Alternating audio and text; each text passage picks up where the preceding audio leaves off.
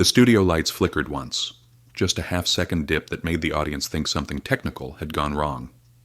When they flared back on, they caught Steve Harvey mid-turn, his signature smile frozen in place. A contestant stood at the podium, phone in hand, breaking every rule in the Family Feud handbook. The crowd's laughter died in waves.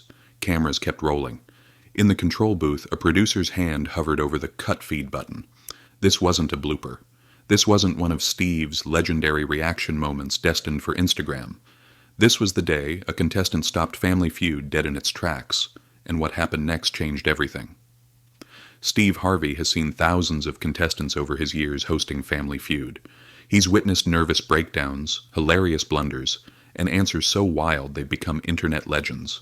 He's perfected the art of the double take, the slow camera turn, the "I can't believe you just said that" stare that's become his trademark. But on March 15th, 2024, something happened that had never occurred in the show's 45-year history. And it started with what seemed like the worst answer ever given on television. It was a Friday afternoon taping at the Family Feud studio in Atlanta. The atmosphere was electric, typical for a weekend recording session when the audience knows they're part of episodes that'll air during prime viewing hours.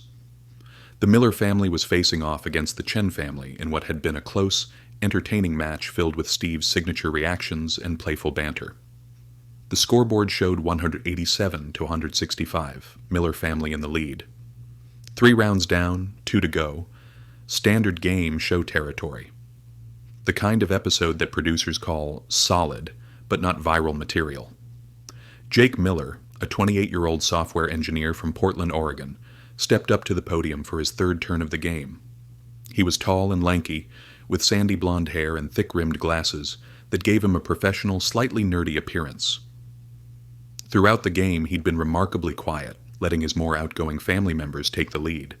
His mother had gotten 2 number-1 answers. His sister had done a celebratory dance that made Steve crack up. But Jake had given 2 completely normal, boring answers. Vacation for things people save money for. Coffee maker for appliances in a kitchen. Safe. Forgettable. The audience barely remembered he was there. Steve looked at his card, grinning in anticipation. "All right, Jake, we surveyed 100 people. Top 7 answers on the board. Name something people do when they're trying to impress someone on a first date." The audience chuckled immediately, already imagining the obvious answers. Dress nice. Buy flowers. Pick a fancy restaurant. Tell jokes. Easy money. The Miller family was already celebrating behind Jake, anticipating another safe answer to pad their lead. Jake stood at the podium, staring at Steve with an unnaturally serious expression. His face was completely blank, like someone had paused him mid-thought. The seconds ticked by. 5 seconds. 10 seconds. The audience's chuckles faded into confused silence. 15 seconds. Steve leaned in, his smile dimming slightly. "Jake, you all right, man?" Jake's face remained absolutely stoic. Then, in a completely deadpan voice delivered with the emotional range of a GPS announcement, he answered, "Establish dominance by defeating them in hand-to-hand combat." For exactly 2 seconds the studio was silent. Then the audience erupted. Laughter exploded from every corner. People doubled over. Someone in the back screamed, "What?" between gasps for air. But Jake didn't laugh. He didn't smile. He didn't even blink. He stood there like he'd just given the most reasonable answer in the world. Steve Harvey's eyes went so wide his glasses nearly fell off. His mouth dropped open. "I'm sorry. What?" "Defeat them in hand-to-hand combat," Jake repeated with the exact same deadpan delivery. "To establish dominance. It's very effective, Steve." Steve dropped his card. Jake, my man. What kind of dates are you going on? Are you fighting people?" The audience was crying with laughter now. Jake maintained his stone-faced expression. "Successful ones, Steve. Successful ones. I have a 73% success rate." "A 73? You got statistics?" Steve turned to the camera. "Y'all seeing this? This man has a whole spreadsheet." The Miller family was losing it. His sister had collapsed onto his mother's shoulder. Even the Chen family was wiping tears from their eyes. Jake just stood there, waiting patiently. Steve tried to compose himself. "Let's see if hand-to-hand combat is on the board. Survey says?" The board buzzed its signature wrong answer sound. A giant red X appeared. "Shocking," Steve announced. "Apparently most people don't want to get into a fistfight on their first date." Jake nodded slowly. Interesting data point. Steve started to move on, assuming Jake was just making a joke to get his viral moment. But then everything changed. "Steve, wait," Jake said, and for the first time his serious facade cracked. "I have a confession to make." Steve froze. "A confession? On my show?" Jake reached into his pocket and pulled out his phone, something contestants are explicitly forbidden from having during taping. In the control booth, chaos erupted. One of the assistant producers jumped out of her chair. "He's got a phone on set!" she shouted into her headset. The floor manager stepped onto the stage, his headset crackling with competing instructions. Steve glanced toward the judge's desk where a red warning light blinked insistently. A producer was making throat-cutting gestures. But Steve waved them off. "Now, let's see where this goes." The audience didn't know what to do. The energy had shifted completely. 30 seconds ago, everyone was laughing. Now, the air felt charged. Half comedy show, half something else. Entirely. "My name is Jake Miller," he announced to the studio. "And I'm actually a professional improvisation comedian. For the past 3 years, I've been running a social experiment where I give the most absurd, deadpan answers possible in everyday situations to see how people react." A wave of "oh" rippled through the audience. "So you've been pranking Family Feud?" Steve asked. "Not just Family Feud," Jake said, his deadpan mask fully dissolved now. "TSA agents, job interviews, doctor appointments, and Family Feud was my white whale. Could I get a completely insane answer on national television while keeping a straight face? Could I make Steve Harvey do the face?" Steve laughed despite himself. "The face? I have a face?" "You have like 12 faces, but the 'I cannot believe what I just heard' face is legendary." The audience was fully engaged now. This wasn't just funny anymore. This was fascinating. "So you came on my show just to mess with me?" "Well," Jake said, and his expression shifted. The smile faded. "Not just to mess with you." Steve set the cue card down on the podium slowly, deliberately.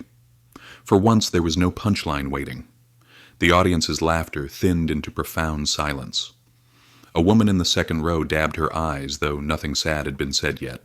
She felt it coming. "Here's the thing," Jake said, his voice quieter now. "I didn't come here just to prank you.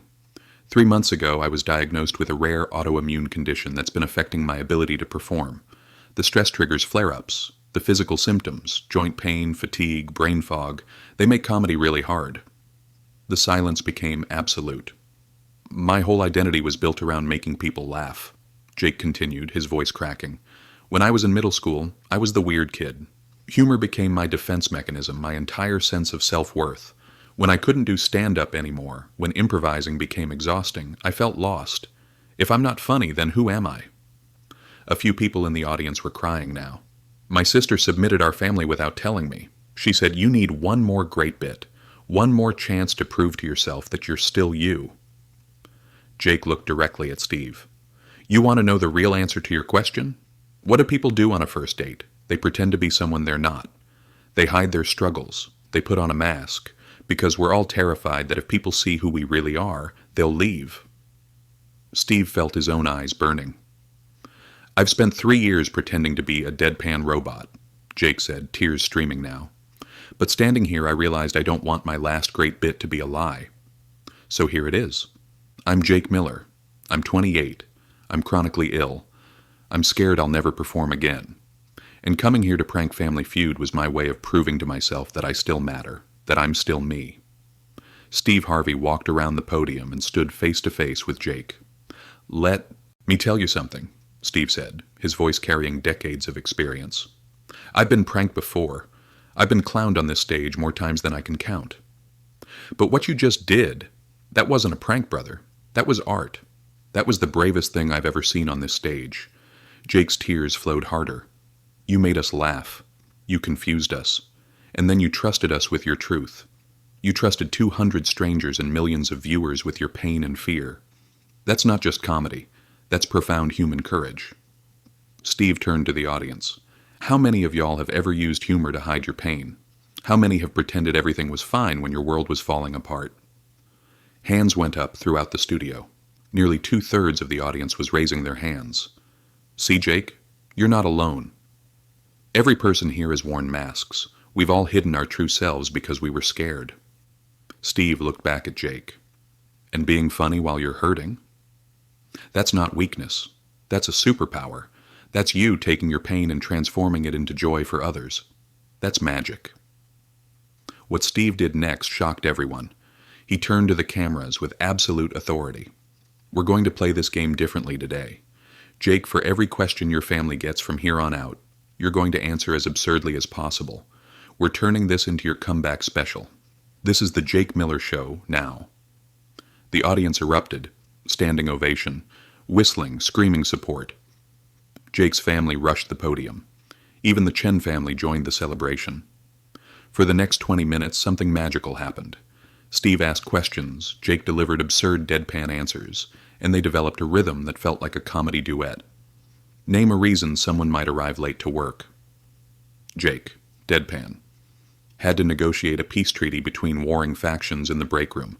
The coffee people and the tea people have been at odds for months. Name something you'd find in a haunted house. Reasonable rent prices, truly terrifying. With each answer, the whole studio became part of the bit. But during what was supposed to be a commercial break, Steve revealed his surprise. Jake, hold on. During that last round, I made some calls. I have friends in comedy, Netflix, Comedy Central. They're interested. There's a show concept here. Deadpan Diaries. You traveling around giving absurd answers, documenting reactions.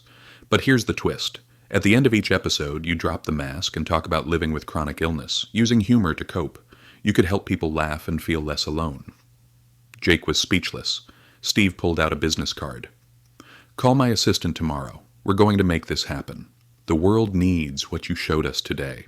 The laughs and the truth. Both. When the episode aired 6 weeks later, the response was immediate and overwhelming. The clip was shared over 50 million times in the first 48 hours. But the real magic happened in the comments. Thousands of people sharing their own stories of invisible illness, of using humor to cope, of hiding behind laughter. The hashtag #SharkDeadpanTruth trended worldwide. Someone created imstillfunnyevenThough.com where people submitted their own jokes, followed by their hidden truths.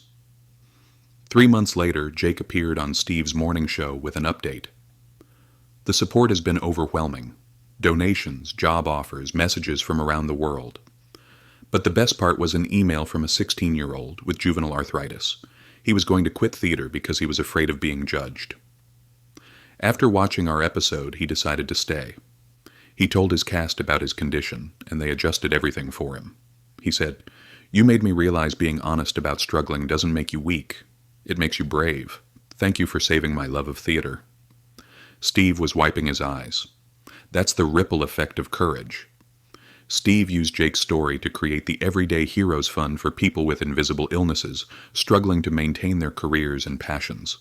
The motto, still funny, still fighting, still here. Today, Deadpan Diaries is a successful YouTube series that's helped thousands. Jake still deals with his health challenges, but he's performing again on his own terms. The Family Feud episode has been viewed over 100 million times. But the real victory is in the messages from people who said Jake's courage inspired them to be honest about their own struggles. Jake Miller came to Family Feud to pull off the ultimate prank. Instead, he discovered that the real punchline was the truth. And sometimes the truth is the funniest and most powerful thing of all. If this story of humor and honesty resonated with you, remember that behind every joke might be someone fighting a battle you can't see. And sometimes the bravest thing you can do is laugh while you're struggling, and then be brave enough to admit you're struggling at all.